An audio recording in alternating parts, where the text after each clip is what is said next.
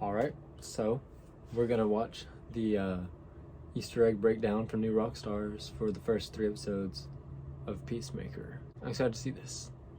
I feel like there must not be a whole lot because there was 3 episodes and the video is only 8 minutes.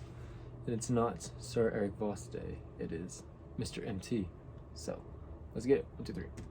Welcome back to New Rockstars. It's me, MT, and have no fear, peace is here because Christopher Smith is back on Peacemaking Patrol on HBO Max, despite, having a Nazi science tower fall on the entirety of his body. But, sounds like a real pain in the neck. Somehow, even more of a pain in the neck than actually being shot in the neck by Bloodsport at the end of the Suicide Squad.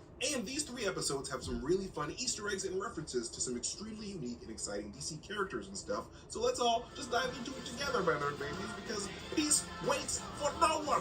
And since this Peacemaker program is a lot more adult and therefore a lot more dirtier than your average superhero show, you just gotta start it off with some good old clean fun in the form of mopping. We immediately get another shot of a mop to the ground, much like James Gunn started off the Suicide Squad movie with Idris Elba's Bloodsport cleaning up Belle Reve prison. And also on the ground where the mop lands, you can see red, blue, and yellow stripes on the ground, which are, of course, the colors of Christopher Chrome Dome's costume. And when Peacemaker is gathering his stuff on his way out of the hospital, you can see a piece of paper that Peacemaker used to remember all of his teammates' names in the Suicide Squad, amongst other Corto Maltese souvenirs. Apparently referring to Ratcatcher as Kid, Abner Krill's the Polka Dot Man as Polka Dots, Bloodsport as Black Guy, which, he's out of line, but he's right. Along with Peacemaker's best attempt at spelling King Shark's name, Nanaue. But there's also something really interesting in the form of a phone number for a person named Valentina, who I'm assuming to be a reference to the character of Valentina Vostok,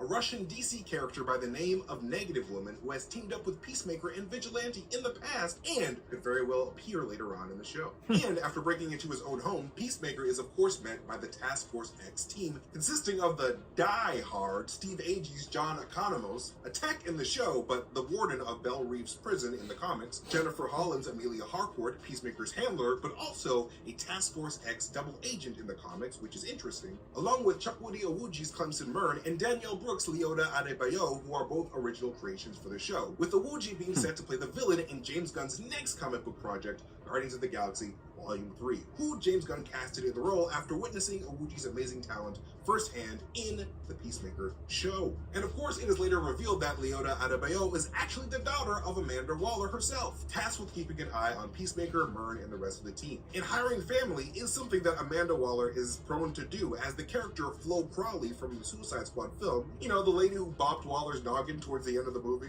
In the comics, Flo is a cousin of Amanda Waller's. And if that is true in the DCEU, Leota Adebayo could have been chosen by Amanda Waller to be the replacement for Flo after Flo hit her in the head. Knowing Amanda Waller, it's probably not looking good for Flo.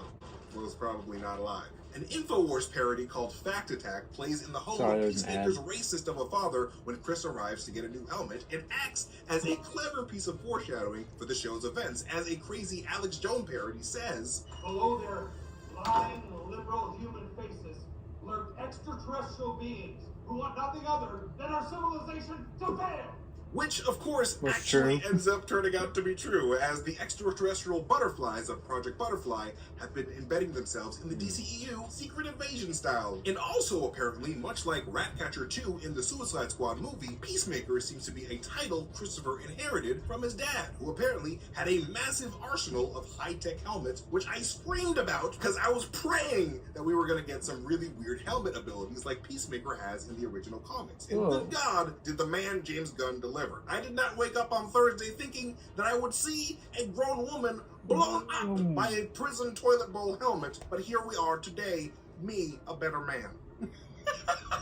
And in addition to comic Peacemaker's voice-changing, laser-shooting helmet, he also possessed a jetpack, which is why Peacemaker brought up loving jetpacks earlier in the episode. Can I get a jetpack? No. And of course, the Wayne Foundation logo can be found right on the center of Peacemaker's diary, which makes sense considering the Wayne family's reputation as philanthropists pushing for peace. And in episode 2, we of course learned that Peacemaker's father, August Ransom Smith, was secretly famed DC racist, the White Dragon, the entire time. A racist supervillain in the comics named William Heller, who did exactly what Peacemaker's dad did, and targeted mainly minorities doing crimes, and not really the whites all that much, during William Heller's days as the vigilante known as William Hell, before fully becoming the Armored White Dragon, teaming up with other DC neo-Nazis and eventually being recruited by Amanda Waller's Task Force X. And of course, I cannot talk about this breakdown without acknowledging how the man James Gunn finally brought the beloved wacky character Batmite into the DCEU canon by John Economos confirming Task Force X's knowledge of his existence. I'd rather be with Batmite than you. It's Batman. The 2-foot-tall interdimensional imp who stands Batman. A character that James Gunn originally wanted to try to include in the original Suicide Squad movie until, for some reason he just didn't work out. Which is a super exciting Easter egg for us, but probably not so much for the homunculi hating peacemakers. And speaking of homunculi, the DC hero Dollman, one of DC's first ever shrinking heroes, gets a shout out by Peacemaker at the very start of episode 3 as well. Hey, Dollman, you ever meet him? Dollman? He turns small.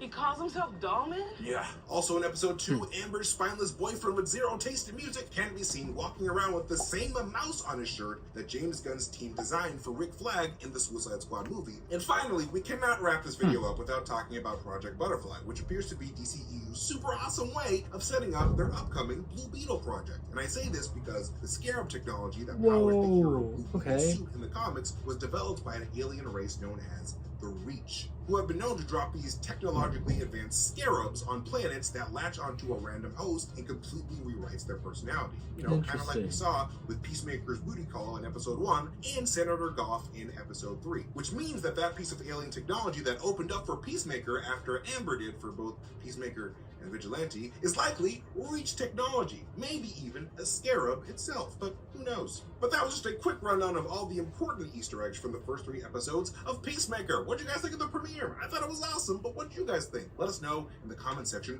below. Some interesting stuff in there. Like the Wayne thing, I did not catch that. I've never heard of Dollman.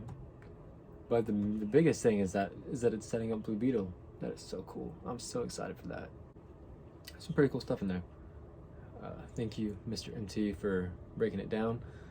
I'm excited to see what the other helmets do. I hope he gets to wear some other helmets. Comment what your favorite Easter egg was on here.